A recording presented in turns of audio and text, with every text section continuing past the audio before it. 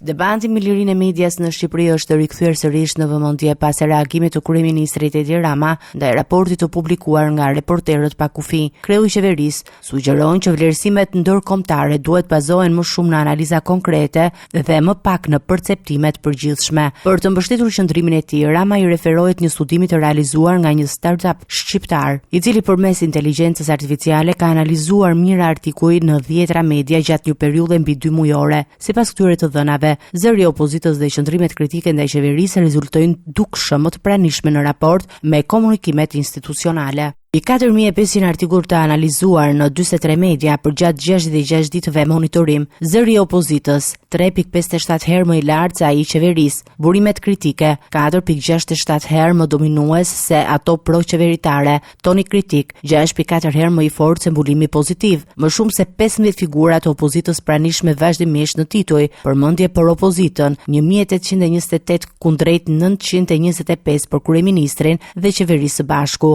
Madje edhe individualisht, liderit e opozitës dalin mbi kryeministrin, ku njëri prej tyre i tejkalon përmendjet e tij në media dhe në vetë titujt 369 citime të drejtë për drejta të opozitës kundrejt 108 të qeverisë, pra një dominim 3.4 herë më i madh. Sipas kryeministrit, akuzat më të ashpra ndaj qeverisë dhe atij personalisht qarkullojnë lirshëm në rreth 70 tituj dhe nuk ekziston asnjë provë që ka sulme ndaj mediave opozitare në vend. Për ndonjë nivel simetrik, sulmesh ndaj mediave antiqeveritare apo dhe ndaj kundërshtarëve politik thjesht nuk ka. Dhe sipas rregullatorit shtetëror, AMA, opozita mbajti 60.12% të kohës televizive politike gjatë muajit mars, ndërsa vetë qeveria zinte një pjesë shumë më të vogël. Këto nuk janë perceptime, janë fakte të matshme. Në një mjedis vërtet me media të hapura, asgjë nga këto nuk do të ekzistonte, as dominimi i zërave të opozitës, as mbizotrimi dërmues i narrativës kritike,